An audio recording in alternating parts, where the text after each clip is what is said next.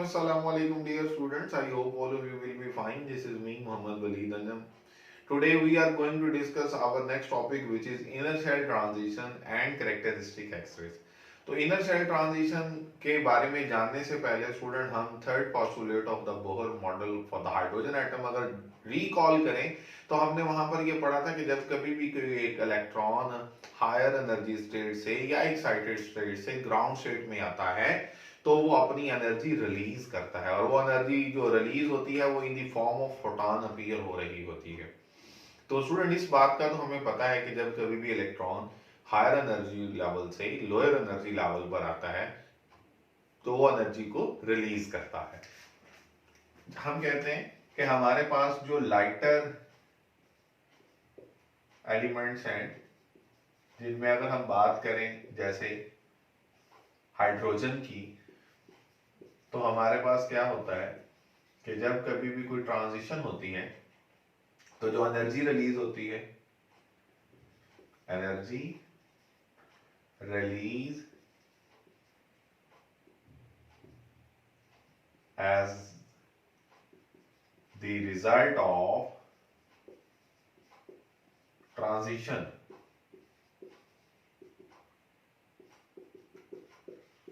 तो वो एनर्जी किस रीजन में रिलीज होती है? इंफ्रारेड,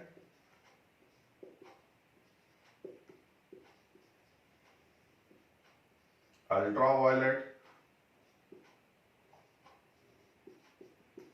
रीजन्स के अंदर ऑफ इलेक्ट्रोमैग्नेटिक स्पेक्ट्रम। ठीक है स्टूडेंट, और ये एनर्जी हम कहते हैं बहुत स्मॉल होती है क्योंकि हम पढ़ चुके हैं E is equal to H F और एफ की जगह पर फर्दर अगर हम सी ओवर लैम्डा लिखें तो हम ये कहते हैं कि चूंकि हमारे पास ये जो एनर्जी स्मॉल इसलिए है क्योंकि यहाँ पर वेवलेंथ की वैल्यू बहुत ज्यादा है, या हम ये कह सकते हैं कि जो लाइट एलिमेंट्स हैं उनकी जो एनर्जी रिलीज होती है उसकी वैल्यू बहुत कम होती है। लेकिन अगर हम बात करें स्टूडेंट एक्स रेज की तो हम कहते हैं कि हैवी एलिमेंट्स जो होते हैं उनके अंदर जो electrons nearest to the nucleus होते हैं वो बहुत टाइटली बाउंड होते हैं। ठीक है जी, और जब उन इलेक्ट्रॉन्स को हम कहते हैं कि किसी तरह से एक्साइट करते हैं तो वो इलेक्ट्रॉन जब एक्साइट हो जाते हैं और एक्साइट होने के बाद दोबारा जब वो वापस आते हैं तो वो जो एनर्जी रिलीज करते हैं वो बहुत ज्यादा करते हैं। यहां पर ये जो एनर्जी रिलीज हो रही है लाइट एलिमेंट के केस में हम कहते हैं कि डिफरेंट लेवल्स के दरमियान में जो एनर्जी डिफरेंस है वो बहुत स्मॉल होता है, जबकि जो हैवी एलिमेंट्स हैं उसके अंदर हमारे पास डिफरेंट जो ऑर्बिट्स हैं उनका जो एनर्जी लेवल्स हैं जिनको हम नाम दे चुके हैं पहले भी वो बहुत ज्यादा होता है। उस डिफरेंस की वजह से जो एनर्जी रिलीज होती है वो बहुत ज्यादा होती है। तो अब मैं यहाँ पे स्पेसिफिकली हैवी एलिमेंट्स की अगर बात करूं तो कहता है हैवी एलिमेंट्स में हमारे पास क्या होता है? inner shell electrons are tightly bound।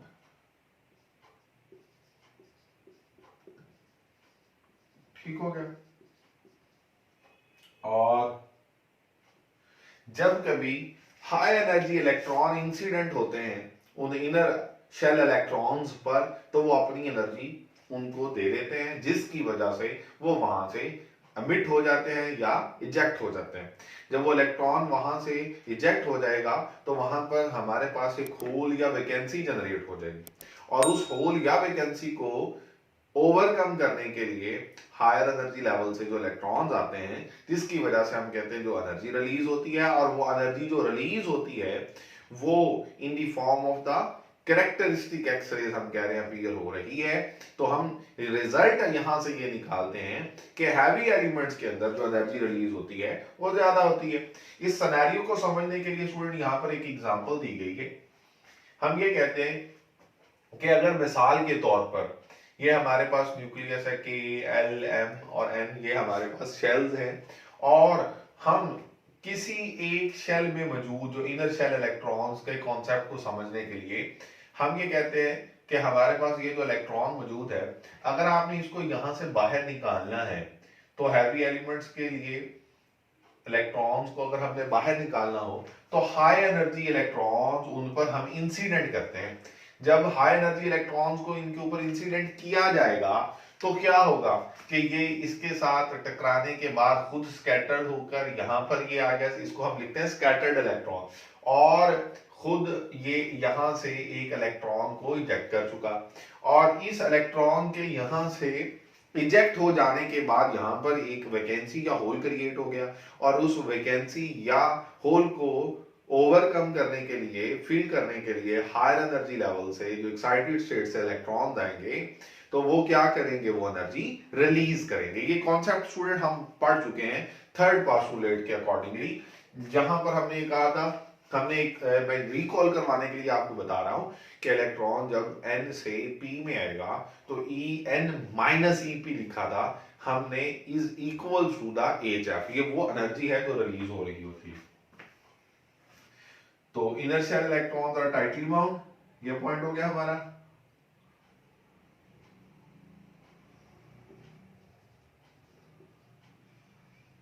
Large amount of energy is released, ठीक है जी। और हम ये कहते हैं कि इसी पॉइंट को अगर हम एक्सटेंड करें,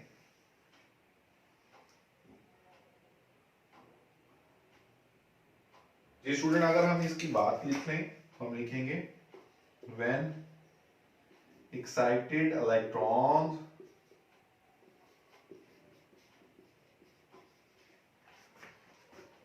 returns to their normal state,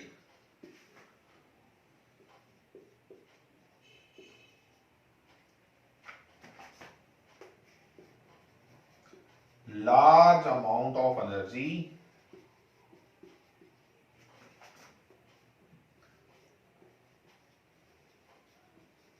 is released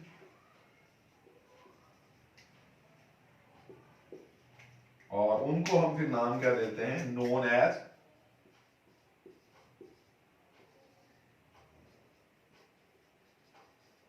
X-rays. अब यहां पर हमारा जो कॉन्सेप्ट है नेक्स्ट, कैरेक्टरिस्टिक एक्स-रेज, ये लफ्ज हम पढ़ेंगे, कैरेक्टरिस्टिक एक्स-रेज। तो इसी के लिए वो ये कहता है कि दीज एक्स-रेज जो यहां से मिट हुई थी, these X-rays consist of series of specific wavelength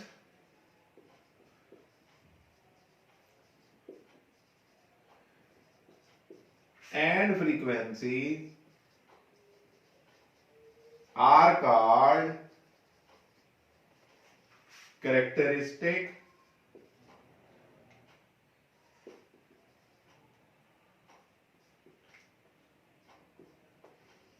X-rays. उनको हम क्या नाम देते हैं, कैरेक्टरिस्टिक एक्स-रेज का नाम। स्टूडेंट ये प्रोड्यूस कैसे होती हैं, इसके लिए हमारे पास जो कॉन्सेप्ट है हम उसको नाम देते हैं प्रोडक्शन ऑफ एक्स-रेज। यहां पे हम देख लेते हैं कि इनको प्रोड्यूस करने का क्या तरीकाकार है।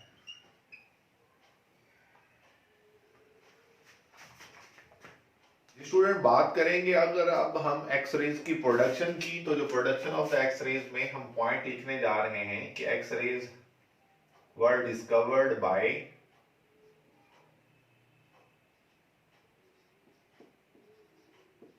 रॉन्जन इन 1895। ये ऑब्जेक्टिव के लिए पॉइंट इंपॉर्टेंट है इसलिए मैंने यहां पे लिख दिए। और साथ में हम ये कहते हैं कि ये जो एक्स-रेज होती है ना जी,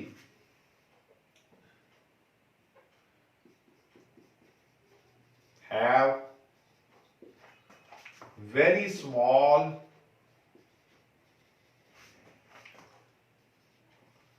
वेवलेंथ और हाई फ्रीक्वेंसी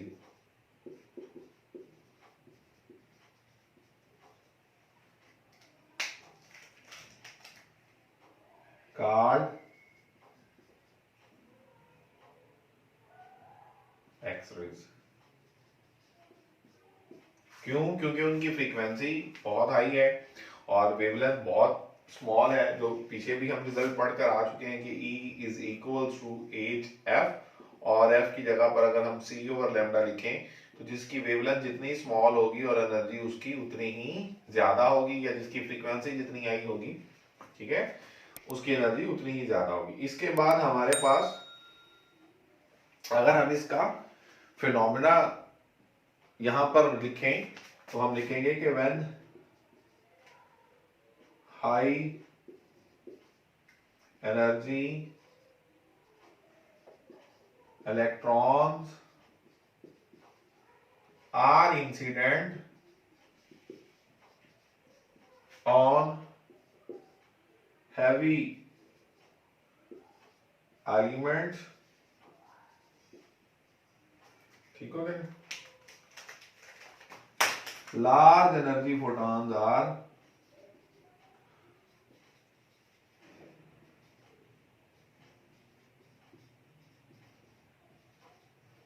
released।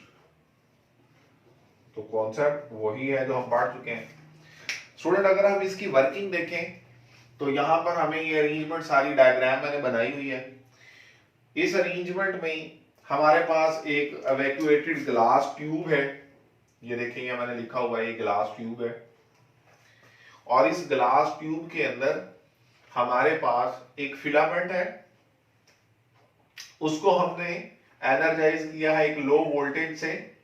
जब हम यहां पर लो वोल्टेज प्रोवाइड करेंगे तो इसकी वजह से जो इसमें करंट फ्लो करेगा, उस करंट की वजह से ये फिलामेंट हीट प्रोड्यूस करेगा, हीट अप होगा, और यहां पे मैं लिख भी देता हूं कि वो जो हीट होगी वो हमारे पास यहां पर कैथोड के एटम्स उसको अब्सॉर्ब करेंगे और एक्साइट हो जाएंगे, और उनके एक्साइट होने की वजह से हम ये कहते हैं कि उसमें से जो इलेक्ट्रॉन्स इजेक्ट होंगे या ओमिट होंगे, वो इलेक्ट्रॉन्स हमारे पास थर्मियोनिक एमिशन कहलाते हैं, थर्मियोनिक एमिशन। अब यहां से ये पॉइंट हम समझ सकते हैं कि उन्हें थर्मियोनिक एमिशन क्यों कहा जाता है, क्योंकि थर्म का मतलब होता है हीट, तो हीट की वजह से दरअसल वो एक्साइट हुए थे, जिसकी वजह से वो बाहर निकले थे, ठीक है, इंजेक्ट हुए थे। तो हम कहते हैं कि वो जो इलेक्ट्रॉन्स यहां से बाहर निकलते हैं, उन इलेक्ट्रॉन्स को हम एक्सेलरेट करते हैं हाई वोल्टेज या हाई पोटेंशियल के जरिए से टुवर्ड्स द एनोड, ठीक है जी। और वो जो एनोड है वो बेसिकली हमारा उसके साथ वो टारगेट अटैच है, जिसके ऊपर उन्हें जाके उन इलेक्ट्रॉन्स ने इंसिडेंट होना है, और इस केस में हमारे पास वो जो टारगेट है वो टंगस्टन है, ठीक हो गया स्टूडेंट। अगर हम देखें तो ये जो इलेक्ट्रॉन्स मूव करते जा रहे हैं, these electrons are accelerated by anode, मैं यहां पर लिख भी देता हूं इन तमाम पॉइंट्स को one by one.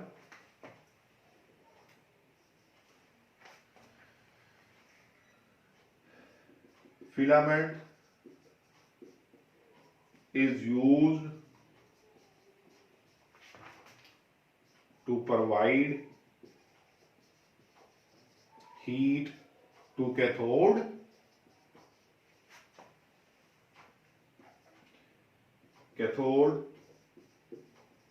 emit electrons, फिर these electrons are accelerated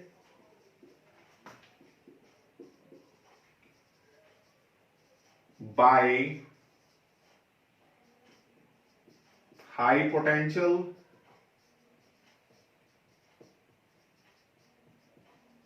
ठीक हो गया। और हम ये कहते हैं कि उन इलेक्ट्रॉन्स की चूंकि वो मूव कर रहे हैं तो जाहिर सी बात है उनके पास फिर कौन सी एनर्जी होगी, kinetic energy.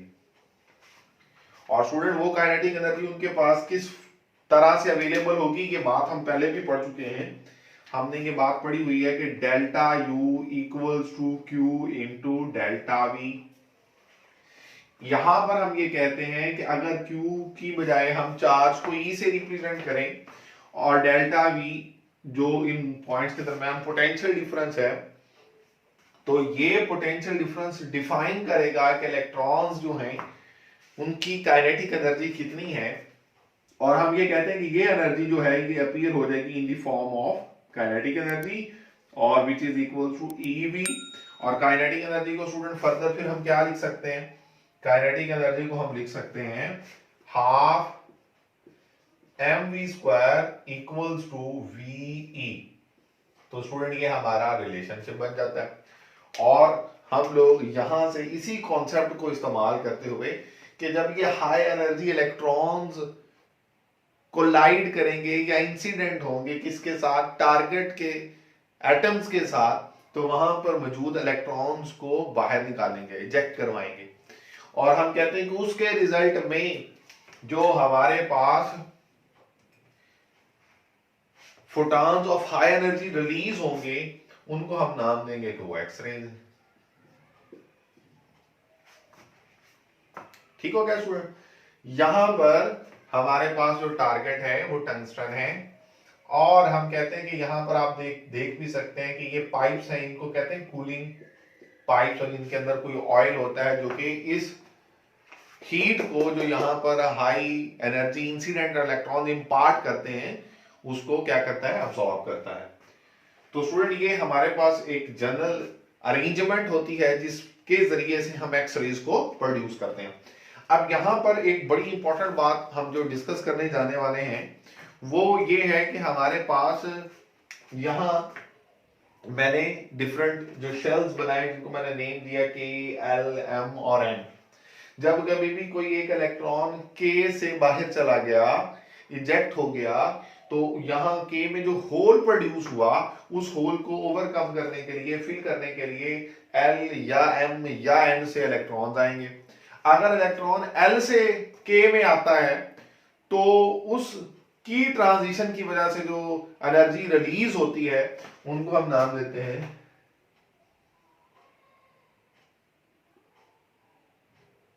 HF K alpha. ये बड़ा इंपॉर्टेंट वर्ड है K अल्फा। K अल्फा से मुराद के इलेक्ट्रॉन जो हैं वो L से कहां पर आ रहे हैं, K में आ रहे हैं। और लाजमी नहीं है कि इलेक्ट्रॉन जो है वो L से ही K में आए, ऐसा भी हो सकता है कि वो M से K में आ जाए। और अगर वो M से K में आएंगे तो हम उनको नाम देंगे, जो एनर्जी रिलीज हो रही है HF, उसके साथ पहले K अल्फा लिखा था, अब लिखेंगे K बीटा। क्यों? क्योंकि इलेक्ट्रॉन्स अब M से K में आ रहे हैं। स्टूडेंट ठीक हो गया ना ये पॉइंट। तो इलेक्ट्रॉन जब कभी भी हायर एनर्जी लेवल से लोअर एनर्जी लेवल पर आते हैं तो हम कहते हैं वो एनर्जी रिलीज करते हैं, और उन एनर्जी रिलीज वाले को हम स्पेसिफिक नेम दे सकते हैं K अल्फा या K बीटा या K गैमा, वो फर्दर हम, लेकिन हम उसको यहाँ पे डिस्कस नहीं करने वाले क्योंकि वो हमारे स्कोप में नहीं। तो स्टूडेंट ये हमारा एक जनरल सा कॉन्सेप्ट है और मैं उम्मीद करता हूँ कि आपको ये तमाम पॉइंट्स बहुत अच्छी तरह से समझ आ चुके होंगे। Please don't forget to subscribe and like my channel and take good care of yourself. अल्लाह हाफिज।